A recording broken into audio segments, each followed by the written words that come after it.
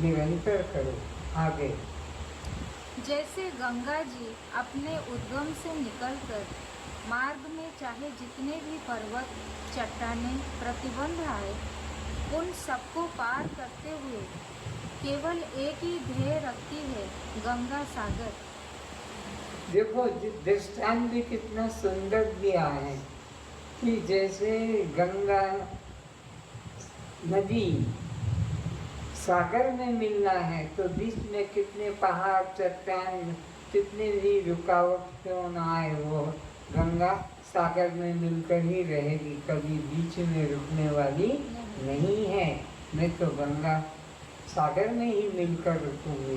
तो तुम्हारे परमात्मा में कितनी भी पति का, पत्नी का, बच्चे का, बीमारी का, तुम किसी की चिंता मत करो। इनका ये सब चिंताओं से हटकर मैं तो सत्य चित्त आनंद आत्मा हूँ, मैं तो नित्य शुद्ध बुद्ध मुक्त आनंद।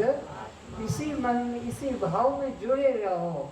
कितनी भी आंधी आए, तूफान आए, संसार की रुकावटें आए, लेकिन मैं तो सत्य चित्त आनंद हूँ, मैं तो नित्य शुद्ध बुद्ध मुक्त आनंद।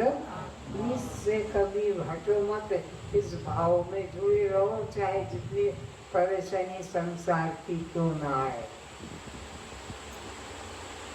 वे निरंतर केवल समुद्र की ओर ही बहती है।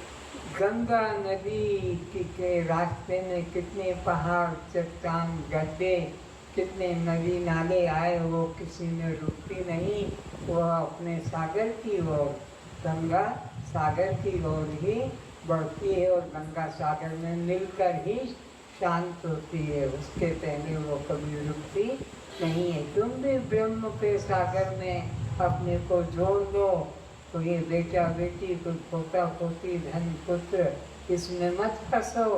ये आंधी तूफान बीच में आएंगे, तुम गंगा नदी की तरह सबको सहन करते हुए सागर में जाकर मिलकर जैसे शांत होते हो, ऐसे ही मैं तो नित्य शुद्ध बुद्ध मुक्त आनंद आत्मा हूँ, मैं तो अजर अमर अविनाशी आत्मा हूँ। इसी भाव में, इसी चिंतन में रहो। यदि गंगा मार्ग की किसी गंदी नाली की ओर आकर्षित हो जाए या अपनी दिशा बदल ले तो वह कभी गंगा सागर तक नहीं पहुंच सकती। अगर गंगा नदी कोई नाले में मिल जाए, अच्छा सा नाला दिख जाए, या कोई नाली में मिल जाए, तो वो फिर गंगा कभी सागर में नहीं मिल सकेगी, क्योंकि उसने तो गंदा नाला स्वीकार कर लिया है। ये गंदा नाला पत्नी, ये पति गंदा नाला है, ये बेटा बेटी गंदा नाला है, ये जमीन जायदाद, इसमें जो जुड़ गया तो ये ब्रह्म को कभी पा नहीं सकेगा, क्योंकि ये तो गंदा नाले में जुड़ गया है। ये संसार गंदा नाला है, इससे तुम बच के रहो, निकल जाओ यहाँ से, इस गंदे नाले में मत पड़ो। आज इस संसारी जीव की स्थिति बिल्कुल ऐसी ही है। ये संसारी जीव की स्थिति ऐसी है जैसे कि गंगा नदी नाले में मिल जाए, गंदे नाले में, तो वो सागर को कभी पा नहीं सकेगी, सागर से दूर रहेगी। क्यों? कि गंदे नाले में प्रीति करनी है। तो यही जीव की स्थिति भी है।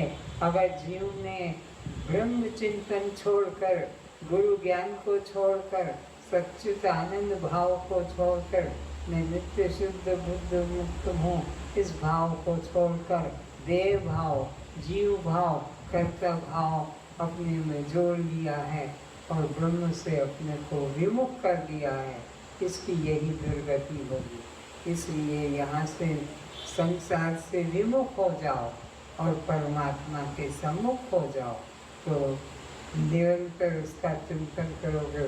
वजस्व माम, मुझको ही प्राप्त, भगवान को ही प्राप्त करोगे।